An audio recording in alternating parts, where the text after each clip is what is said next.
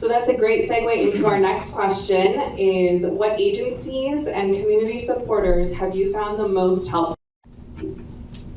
When my son first stopped speaking at around 22 months, the first organization that helped us was just our primary care physician. So starting with that very, very basic support sort of helped open the door for a lot of different community resources. And Help Me Grow was there for us and did home visits with us when Yusuf was a toddler. Also, our school district had a special needs preschool, which he was able to attend since he turned 3 and was there till after he turned 6 even. And our school district is the Euclid School District, and they have been nothing but supportive of his journey ever since he started going to this preschool program. The Positive Education Program was also there for us with the Early Childhood Center, which is no longer a community resource that's available for parents and their children.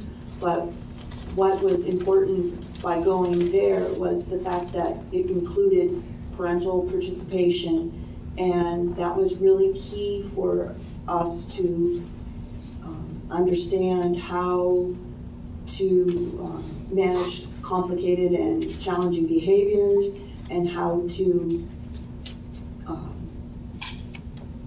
reinforce the behaviors that you wanted to see, and to kind of eliminate the behaviors that were negative and not helpful at all in the course of the day, and really for obstacles to having a happy and satisfying relationship with our child.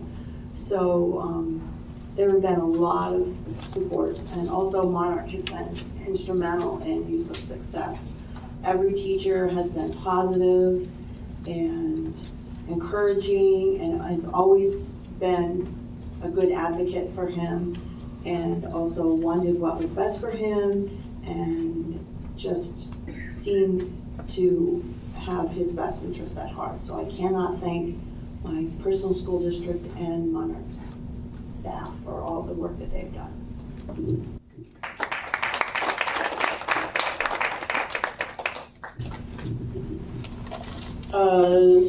DVR was one of the greatest sources I went through, and they had sent me to this place called Leap, and with Leap, it's a really good process.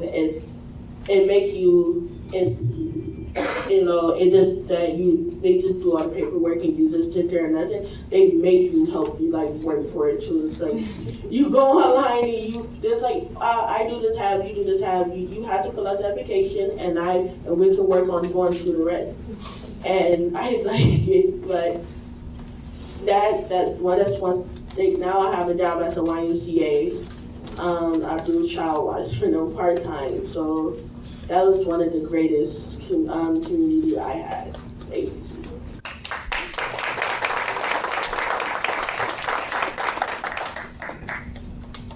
Peru Vocational Rehabilitation, or BVR, has also been one of the greatest resources for me.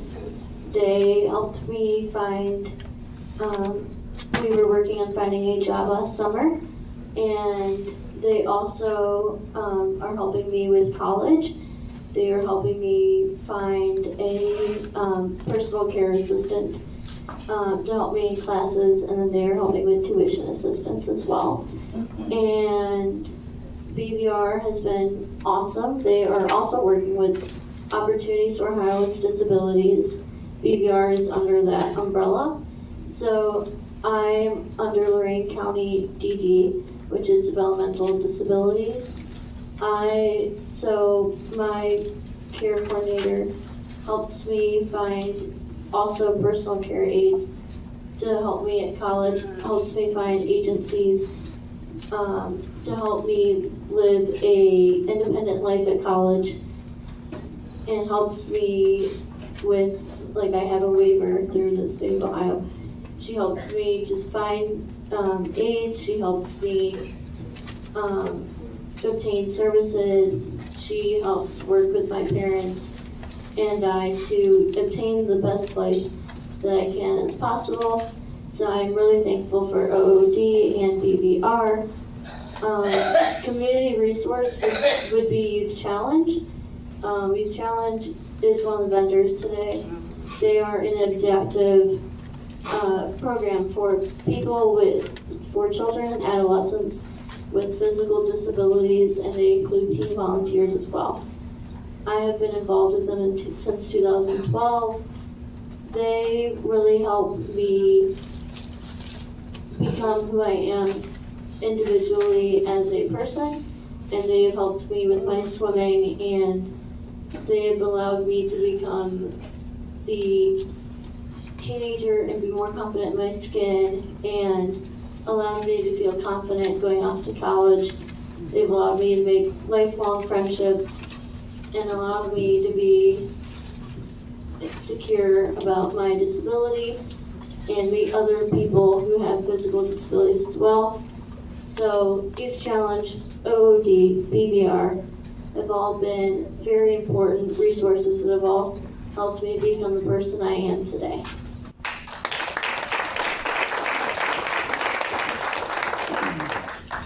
The next thing we'd like to know is what has been your biggest setback when transitioning into adulthood, and how have you handled it, or how are you handling it? The biggest setback was not getting a phone call back from all the application I did, or never getting called for interviews, and that was one of the biggest setbacks ever, because, and the other setback is not able to take as many classes at college too, because I take one class per year, so that also was a big setback. But getting no phone calls from the job, that was really depressing, because it made me feel less than myself, like I wasn't important, or like nobody needs a disability person like me, or it really made me feel encouraged. That was like the biggest step back. But how I handled it was when my caseworker would help me, he would make me feel like I was a person. He saw me like as a person that you want to hire, and that really pushed me through it. And also my family helped me too, and it's like they know that I can get a job, and there's places out there will hire people. And that was one of my biggest setbacks.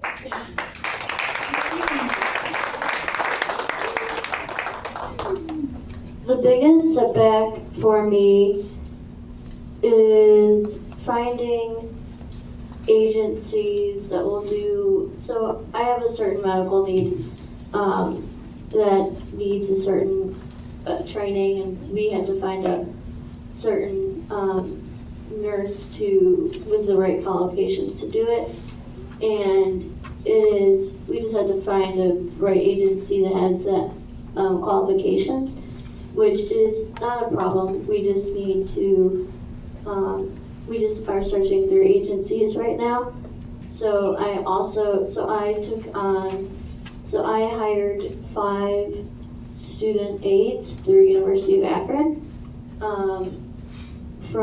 so that my parents can train them for the certain medical need, so that if we don't find an agency right away before August, or if we find a backup agency that will help us as well, so that I will have plenty of aides for Akron, so that we will have no worries about people.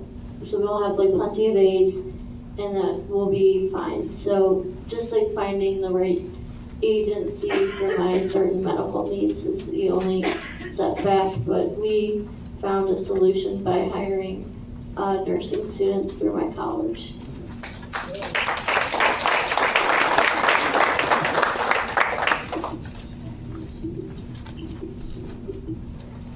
I think that the biggest setback that we experienced was when my son displayed some very inappropriate sexualized behavior in the community. That was very scary, and yet the way we handled it was to attend a class with this amazing sex educator at the County Board of Developmental Disabilities named Lydia Troja. And it was really very, very helpful for him and I both. And just to actually, the whole issue of adolescence and sexual identity and, that kind of part of my son's life was really something that I kind of ignored. And yet, it's a very normal and expected kind of development. And I feel like that really was very helpful, and now things are much more normal. So I highly recommend. I believe Lydia has retired, but there is a new staff person there. And if you have any questions about that, I would be happy to answer that. Our final remarks, and then if we have a couple of minutes, I'll open up some questions, just a couple of questions to our panel.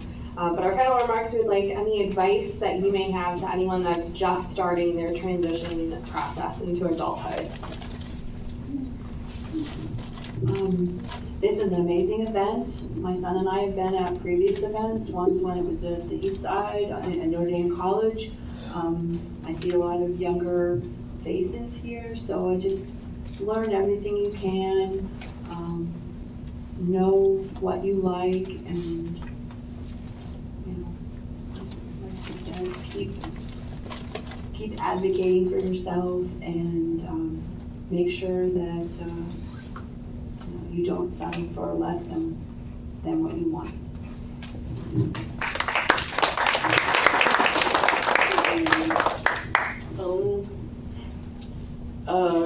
Is never say you can't do it. There's always a way you can do it.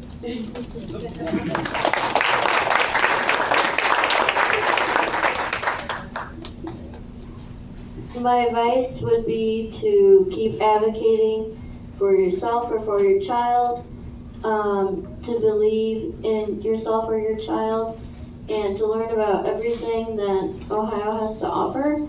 Ohio has a lot of amazing resources. Cleveland has a lot of amazing resources. This event is amazing, and I am really thankful to be on this panel, and I thank you all for coming.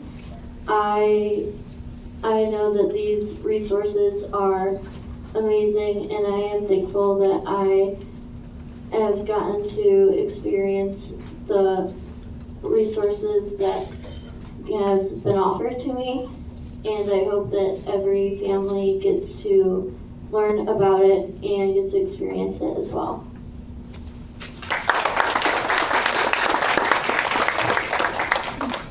Does anyone have any questions for our panel? We have a few minutes left, and I'll kind of review what's up next in our program. Are there any questions? I don't have a question, but I do have a I'm just going to comment. bring you the microphone.